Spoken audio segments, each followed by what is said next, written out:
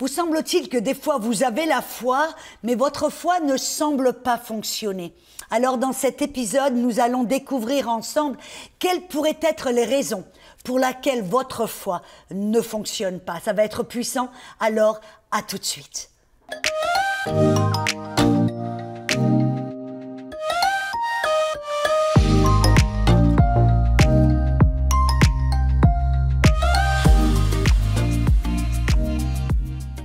Et bonjour, nous voilà de retour pour un nouvel épisode. Je suis Audrey Mac du ministère Gotel et nous voici dans la zone Rapha, la zone où Dieu nous guérit, car Dieu est Jéhovah Rapha, le Dieu qui guérit, qui nous guérit dans tous les domaines. Et c'est ce que nous attendons de faire dans cette émission, c'est de parler d'un petit peu de tous les domaines. Et bien sûr, on a parlé du Saint-Esprit en profondeur, car c'est sans lui, nous ne pouvons rien faire. Sans lui, sa puissance, sa sagesse, sa direction, nous ne pouvons jamais aboutir à cette guérison dont nous avons besoin. Amen.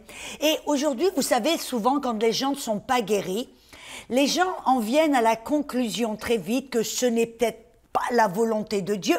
Et des gens viennent souvent et prient, Dieu, si c'est ta volonté, guéris-moi. Et c'est vrai, souvent on a rencontré des gens qui, avec une bonne intention, avaient besoin de guérison ou ont vu quelqu'un qu'ils aimaient qui avait besoin de guérison.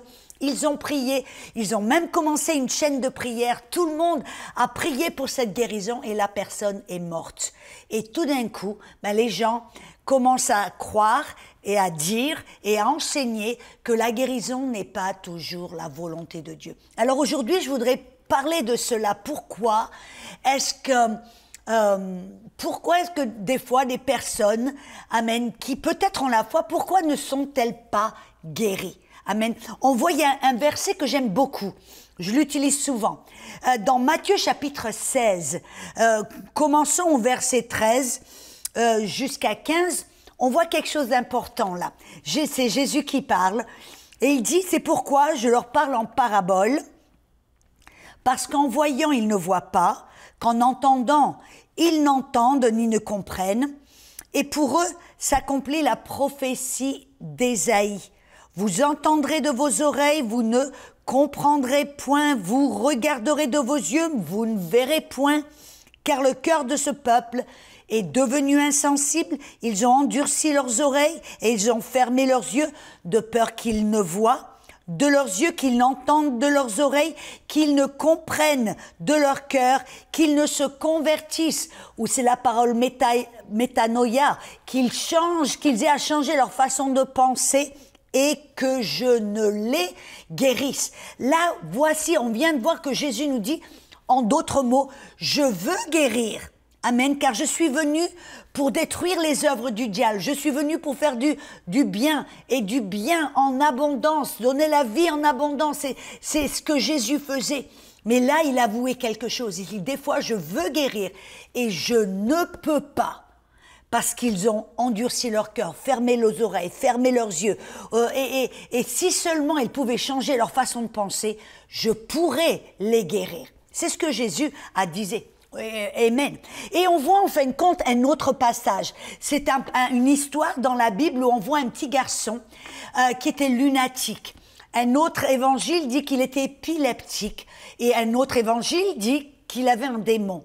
Cela se trouve dans Matthieu chapitre 17, aussi dans Luc 9 et dans Marc 9. Vous voyez, on appelle ça les évangiles synoptiques parce que très souvent ces trois évangiles racontent les mêmes histoires. Je dis toujours à mes étudiants quand j'enseigne en collège biblique que quand on veut vraiment étudier la Bible, une certaine histoire, c'est bien de la lire au travers de trois évangiles différents, au travers des trois regards différents. C'est comme si vous êtes sur la scène d'un crime ou si vous êtes un accident. Vous êtes témoin d'un accident et la police vient pour interroger tout le monde. Et vous savez, souvent, ils entendent trois différents témoignages ou trois différentes histoires. Pourquoi?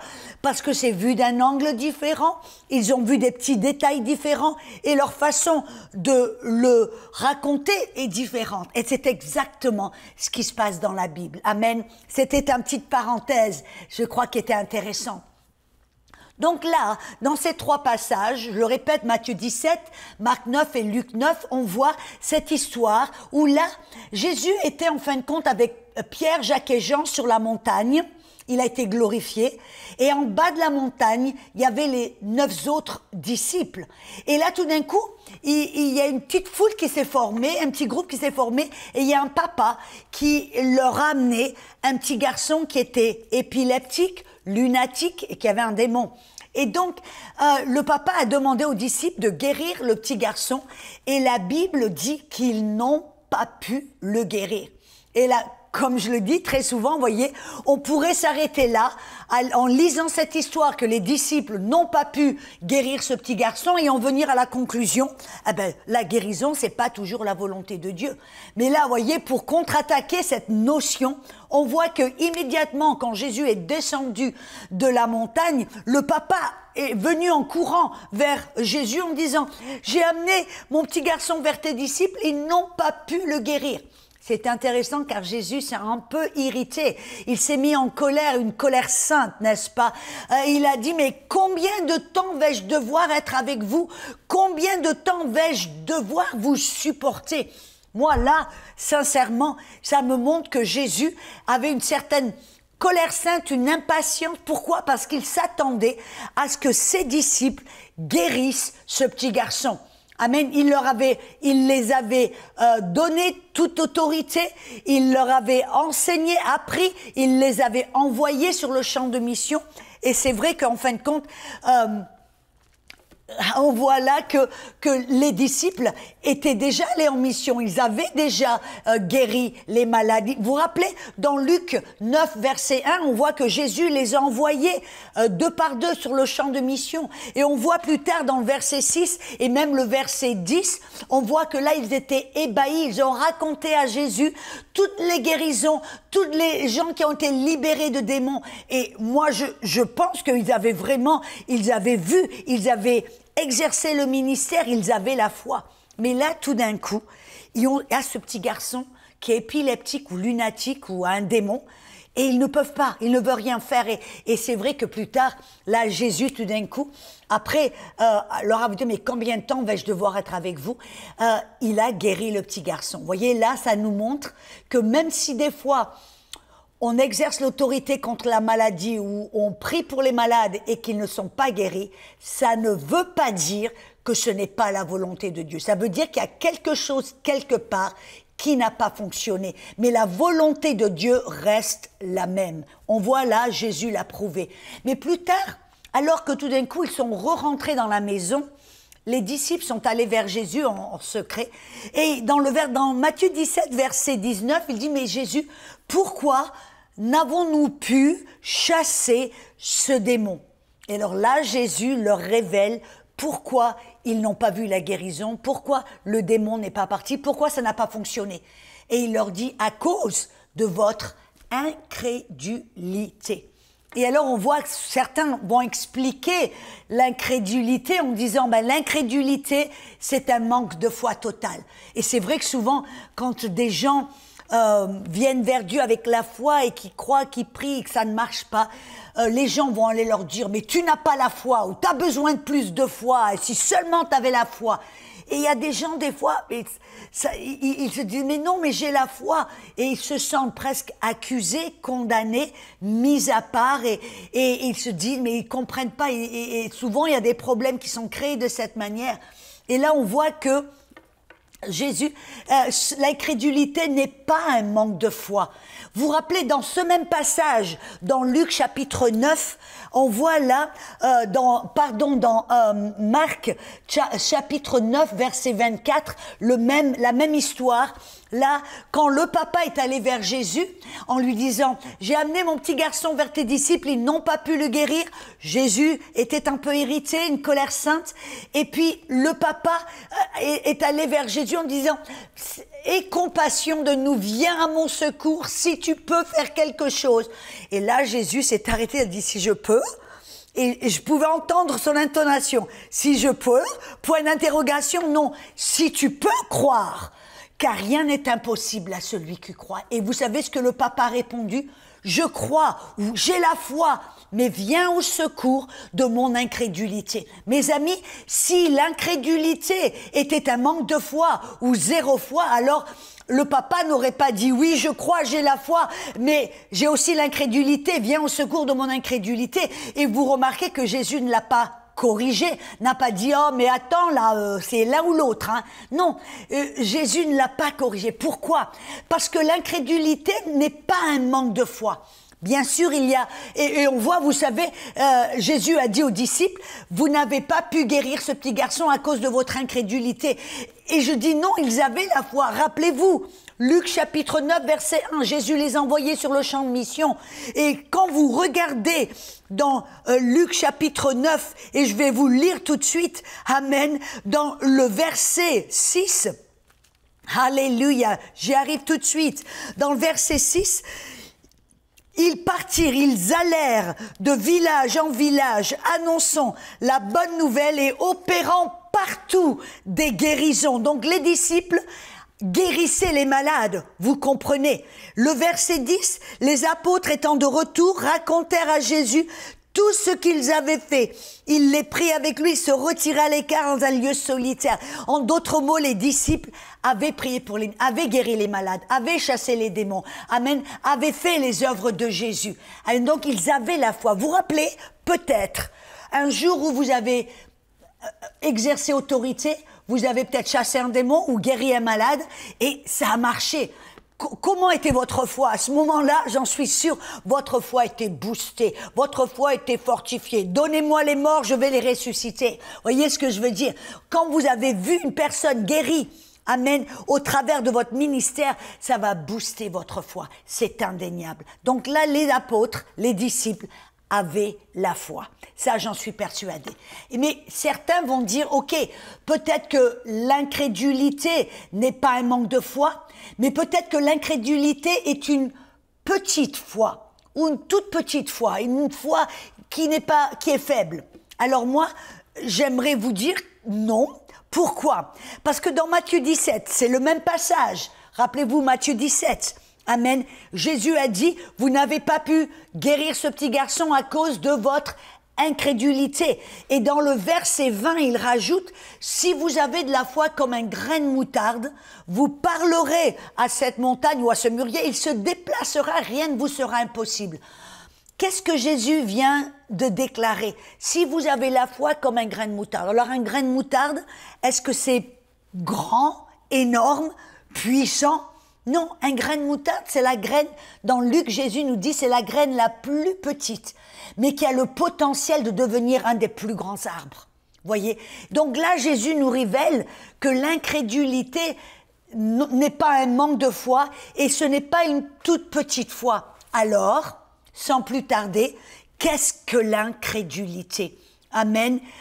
Jésus a même dit, si vous avez la foi comme un grain de moutarde, rien ne vous sera impossible. Alors, voyez, l'incrédulité n'est pas un tout petit peu de foi, parce que même avec un petit peu de foi, vous pouvez accomplir l'impossible. Alors, qu'est-ce que c'est? Amen. J'aimerais vous suggérer quelque chose. Voyez, la parole foi en grec, c'est la parole pistis. Et la parole incrédulité en grec, c'est la parole apistia. Avez-vous remarqué qu'il rajoute le préfixe a? Et dans le grec, le préfixe a vient pour annuler l'action, pour l'annuler et même l'inverser. On voit ce même principe en français, par exemple, le préfixe DE. Si par exemple, aujourd'hui, je me suis habillée, si je veux annuler l'action ou la défaire, qu'est-ce que je vais faire? L'inverser, je vais me déshabiller. Si j'ai des lacets sur mes chaussures, je peux nouer mes chaussures, mes lacets, ou je peux les dénouer. Vous pouvez faire quelque chose ou défaire quelque chose. Voici bien un exemple. Dans Hébreux 3, verset 12, il dit « Prenez garde, frères, que quelqu'un de vous n'ait un mauvais cœur incrédule au point de se détourner de Dieu. » Avez-vous remarqué? Voyez, la foi fait en sorte que vous vous tournez vers Dieu. Amen. Fixez vos yeux sur Jésus. Où est le chef et le consommateur de votre foi? Mais l'incrédulité va vous faire détourner. Voyez, si par exemple, j'ai cette table, si d'un côté, il y a quelqu'un qui pousse, la table va ou la montagne ou la table va se déplacer. Mais s'il y a une autre personne de l'autre côté et qu'elle pousse cette table d'un côté comme de l'autre, qu'est-ce que ça va faire? Ça va annuler. Ça va annuler. La foi va déplacer la montagne, l'incrédulité va l'empêcher de se déplacer. En d'autres mots, on voit cela, voyez, dans Matthieu 14, verset 29. Vous vous rappelez quand Jésus marchait sur l'eau et il y avait Pierre et les autres disciples dans la barque et tout d'un coup, il y avait là une tempête. Et ils ont vu Jésus marcher sur l'eau et tout d'un coup, ils ont appelé Jésus et Jésus est venu et Pierre a dit, si c'est toi je suis, amen, appelle-moi, demande-moi de venir vers toi. Et Jésus lui a dit, viens. Et à la parole de Jésus, Pierre est sorti de la barque, est allé vers Jésus et qu'est-ce qu'il a fait? Il a marché sur l'eau. J'aimerais vous poser une question. Est-ce que Pierre avait la foi? Bien sûr qu'il avait la foi. Cette foi a fait en sorte, il a suivi, il a écouté la parole, il a obéi la parole, amen, il a entendu, il a obéi, il avait la foi, il a marché sur l'eau. C'est bien plus que ce que je suis capable de faire, je n'ai jamais marché sur l'eau. Lui, il l'a fait à la parole de Jésus, n'est-ce pas? Mais qu'est-ce qui s'est passé? Vous vous rappelez, tout d'un coup, Pierre a ôté son regard de la parole, il a ôté son regard et tout d'un coup, il a vu les vagues, il a senti le vent, et qu'est-ce qui s'est passé? Tout d'un coup, l'incrédulité est rentrée, il a eu peur. Il a eu peur, il a regardé, son cœur était saisi par la peur, et qu'est-ce qui s'est passé à ce moment-là? Il a commencé à couler. La question, on voit là que Pierre, oui, avait la foi, c'est indéniable, mais il y avait aussi l'incrédulité qui est venue pour attaquer sa foi. En d'autres mots, le fait même que vous ayez de l'incrédulité, ça nous montre que quelque part vous avez de la foi, mais il y a cette force négative qui vient attaquer votre foi pour l'annuler et pour l'inverser. C'est exactement ce qui s'est passé là. Vous voyez, mes frères? Alors, vous voyez, si vous avez la foi, mais que votre foi ne fonctionne pas, ça ne veut pas dire que vous avez peut-être, que vous n'avez pas de foi ou qu'une toute petite foi, ça veut dire que peut-être vous avez la foi, mais il y a cette force négative de l'incrédulité qui vient attaquer votre foi pour l'arrêter en cours de route, pour l'annuler, même l'inverser. C'est ce qui s'est passé avec Pierre. Vous savez, il y a un passage qui est puissant aussi. Ça se trouve dans Marc chapitre 8, dans le verset 22 à 26. Et je vais le lire parce que je crois que c'est tellement puissant pour que vous puissiez l'entendre.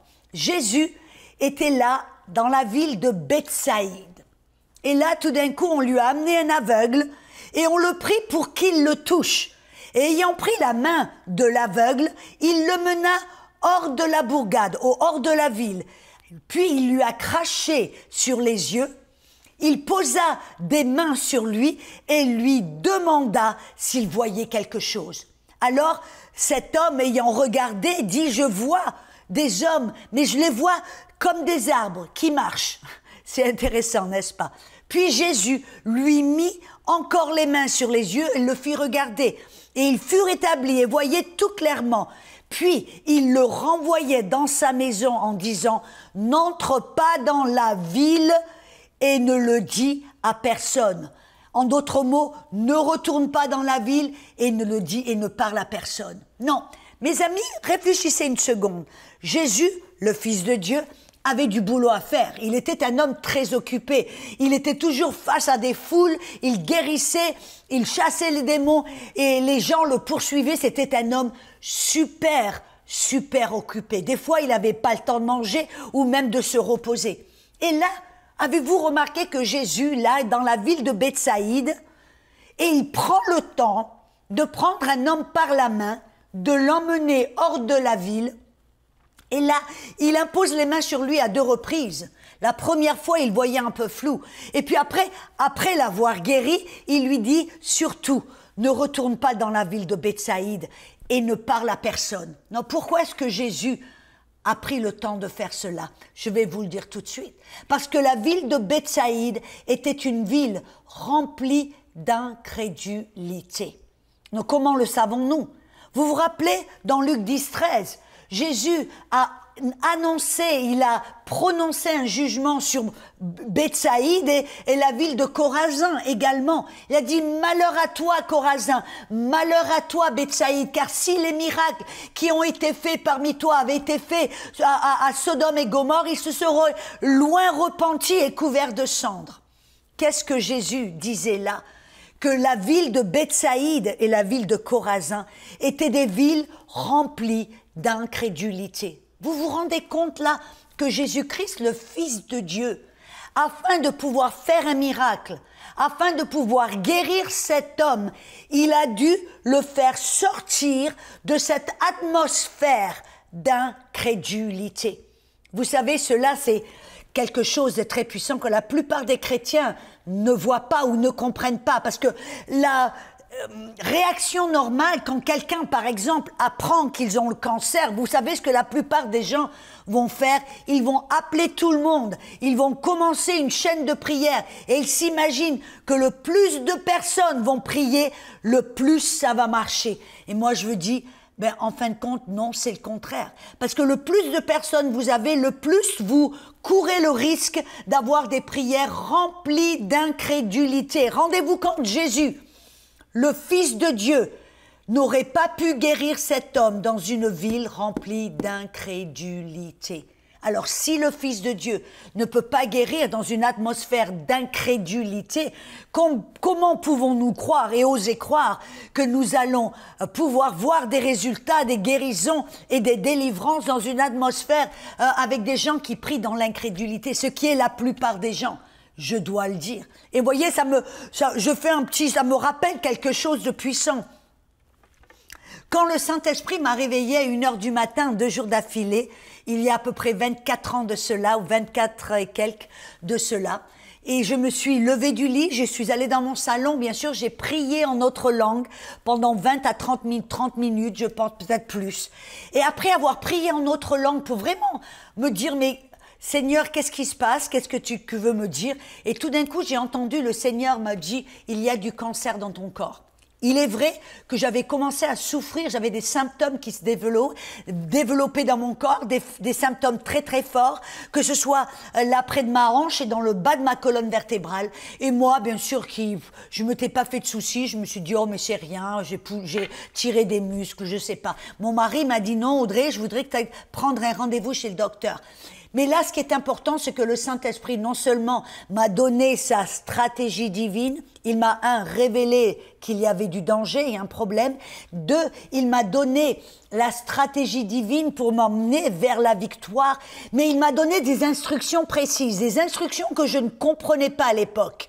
Je ne comprenais pas du tout pourquoi il me disait de faire cela. C'était pour moi contre-productif de ce que la norme, de ce que la plupart des gens auraient pensé. Il m'a dit, Audrey, ne dis à personne que tu as du cancer, sauf à 5 personnes qui croient comme toi.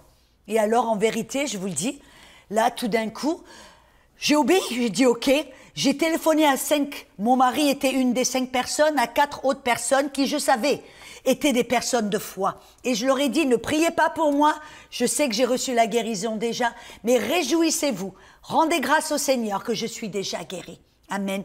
Et je ne comprenais pas, mais au cours des années, alors que j'ai commencé à étudier et à découvrir ces vérités, j'ai vu la sagesse du Saint-Esprit. Pourquoi? Parce que si je l'avais dit à tout le monde, les gens m'auraient rencontré, m'auraient regardé en disant « Audrey, t'as le cancer, comment vas-tu aujourd'hui ?» Ou se seraient lamentés, ou auraient prié dans l'incrédulité. « Oh Audrey, j'espère que tu vas pas mourir.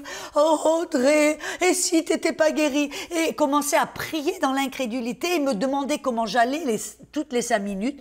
Et j'aurais peut-être dans un moment de faiblesse, tout comme Pierre dans un moment de faiblesse a dénié Jésus, dans un moment de faiblesse, j'aurais simplement pu dire « Ah ben oui, je me sens pas bien aujourd'hui, je sais pas ce qui se passe dans mon corps. » Vous voyez, j'aurais pu parler, car il y a la vie et la mort dans la langue, les paroles que nous prononçons. J'aurais pu annuler ma foi.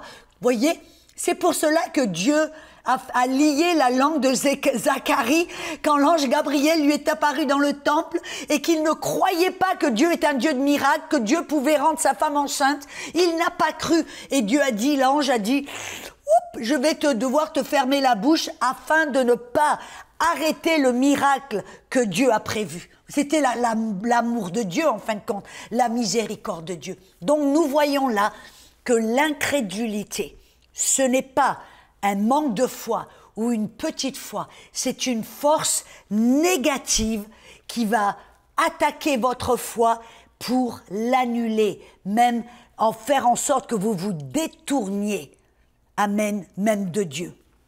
Ah, mais il y a quelque chose de puissant.